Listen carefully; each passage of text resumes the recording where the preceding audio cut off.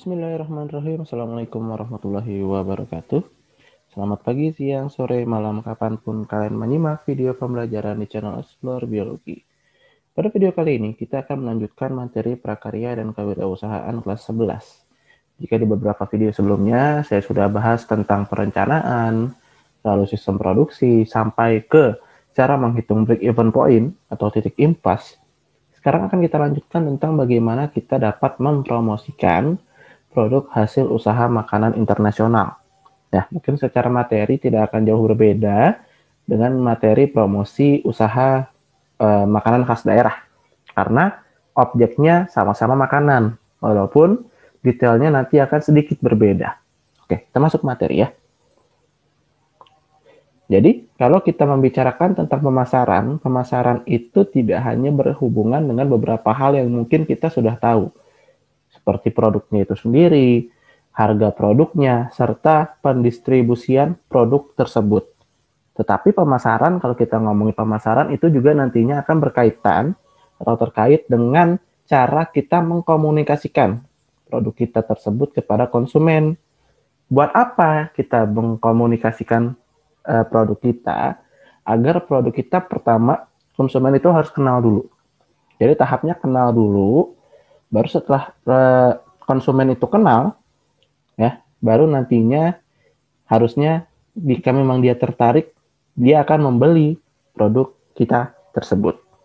Konsepnya seperti itu kalau kita ngomongin pemasaran. Nah, selanjutnya, kalau kita ngomongin promosi tadi, ya, promosi produk hasil usaha makanan internasional, ada setidaknya 4 komponen utama kalau kita ngomongin tentang strategi dari promosi tersebut. Apa aja sih komponen utamanya? Yang pertama adalah periklanan, advertising. Ya, cara beriklan, lalu konten dari iklan tersebut, itu merupakan strategi dari promosi. Ya, banyak tuh, kayak misalnya endorse juga masuk ke periklanan juga. Walaupun dia mungkin agak berkolaborasi dengan strategi yang kedua, yaitu promosi penjualan. Nah, mungkin kalau orangnya tidak terlalu paham akan sedikit ambigu dengan kedua poin tersebut, ya. Tapi intinya, kalau periklanan jelas ada barang yang dijual dan memang niat untuk diiklankan. Sementara kalau promosi penjualan atau sales promotion biasanya langsung kepada konsumennya.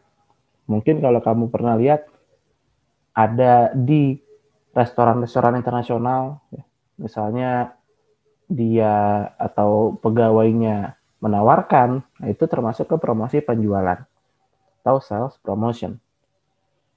Lalu yang ketiga, penjualan tatap muka atau personal selling. Dan yang keempat adalah publisitas atau hubungan masyarakat.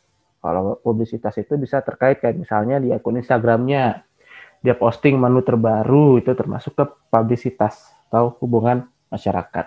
Karena kalau penjualan tatap muka, ya penjualan yang ada di restoran tersebut. Gitu ya. Nah, itu tadi promosi produknya. Selanjutnya, kenapa sih kita harus melakukan promosi? Ya, yang harus kita yakini atau yang harus kita pahami adalah sebelum kita merencanakan dan menjalankan strategi-strategi tadi, kita harus tahu dulu buat apa sih kita melakukan promosi, apa sih tujuan yang ingin dicapai. Seenggaknya ada 4 tujuan utama kenapa kita mempromosikan sebuah produk. Ya. Yang pertama, memberikan daya tarik khusus bagi para pelanggan. Ini jelas. Jadi ada daya tarik khusus, alasan orang kenapa dia harus membeli makanan kita. Lalu yang kedua, meningkatkan angka penjualan. Ya, meningkatkan angka penjualan.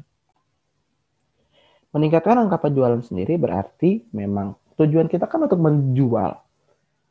Ya, tentu tujuan dari promosi tersebut adalah meningkatkan angka penjualan. Semakin tinggi angka penjualan yang kita peroleh, tentu akan semakin baik. Gitu kan? Lalu yang ketiga, membangun loyalitas konsumen. Nah, ini penting. Jangan sampai promosi yang kita lakukan itu hanya menarik orang untuk mencoba tanpa ada kesinambungan atau terus-menerusnya. Orang yang lebih baik kita untung kecil tapi pembelinya stabil daripada kita untung besar sekali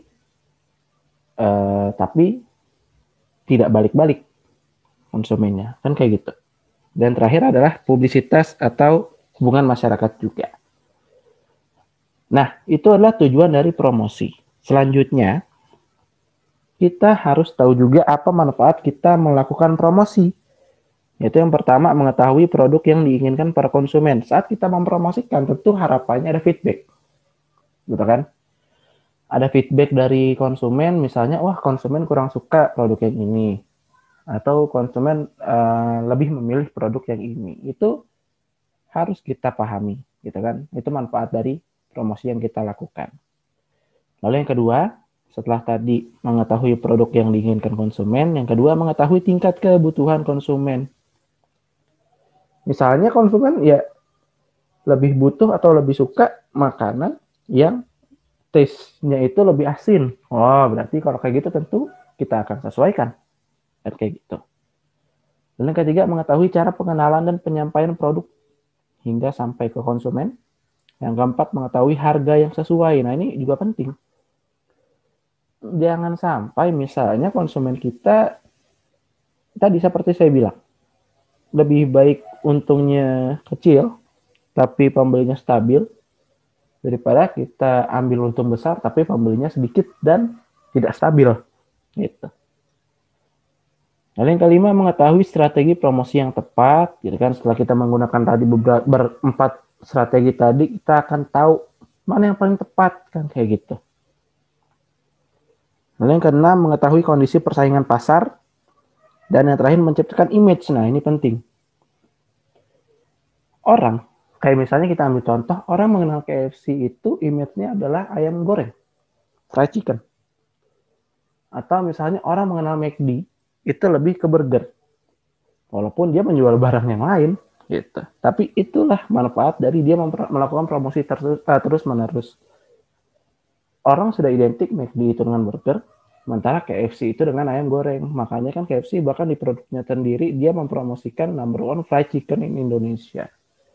Sementara kalau McD, dia lebih mempromosikan burgernya. Kayak gitu. Itu contoh dari adanya promosi tersebut. Lalu yang selanjutnya, kita harus mengetahui sasaran dari promosi yang kita lakukan. Seenggaknya ada 5 kiat yang dapat membantu kita dalam melakukan promosi sehingga nantinya akan tepat sasaran. Yaitu yang pertama, tentukan target pasar. Target kita siapa? Apakah misalnya target kita kalangan anak kecil, atau orang sekolah SMA, atau misalnya restoran keluarga, kita harus tahu. Sehingga nantinya kita bisa menentukan hal yang kedua, yaitu tujuan promosinya apa. Misal, kita membuka warung makan sushi di dekat sekolah. Ya kan?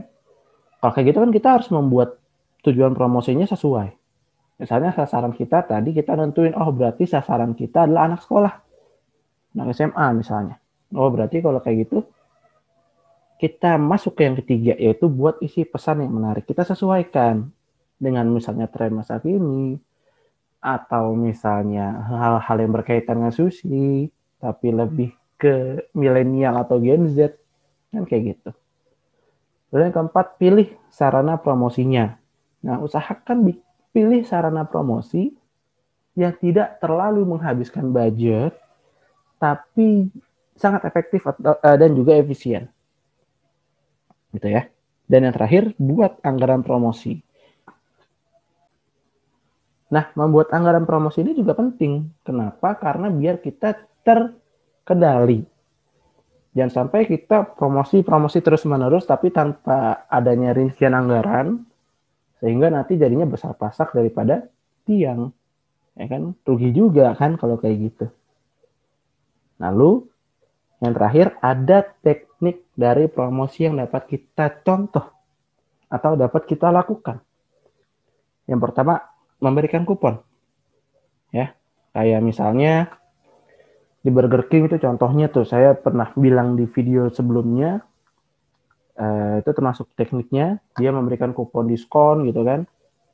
Yang kedua, potongan harga. Nah, beda tuh. Kalau Burger King, dia memberikan diskon tapi harus pakai kupon. Tapi kuponnya lebih fleksibel, karena misalnya di-share setiap awal bulan di Instagram mereka gitu kan. Lalu kita cukup datang dan nunjukin kuponnya. Itu teknik promosi. Menarik orang untuk datang. Lalu yang kedua, potongan harga, discount, price of deals.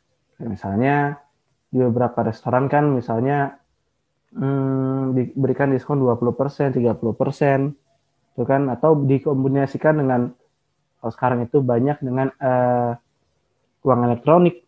Misalnya kalau kita pakai OVO, GoPay itu bisa diskon 50% tapi maksimal sekian. Itu juga termasuk teknik lah. Walaupun mungkin kita secara konsumen ngitung, oh, harusnya kan diskon 50%-nya 40.000, kenapa 10.000? Ya emang tekniknya seperti itu. Lalu yang ketiga, promosi spesial atau premium advertising specialties. Yang keempat, kontes dan undian. Yang kelima, pemberian contoh produk. Ini sampel, banyak nih di mall-mall ini banyak. Kontes dan undian biasanya giveaway itu termasuk. Dan promosi spesial ya kalau misalnya ada event-event spesial gitu kan dipromosikan tersendiri. Itu teknik yang bisa kamu lakukan jika kamu mempunyai restoran internasional atau usaha makanan internasional. Oke, untuk video ini saya rasa cukup sampai sini. Di video selanjutnya akan kita lanjutkan dengan laporan kegiatan usaha makanan internasional. Jika ada pertanyaan boleh disampaikan di kolom komentar. Semoga bermanfaat untuk yang sudah menyaksikan video ini. Jika terdapat salah kata saya mohon maaf. Kita berjumpa lagi di video selanjutnya. Wassalamualaikum warahmatullahi wabarakatuh.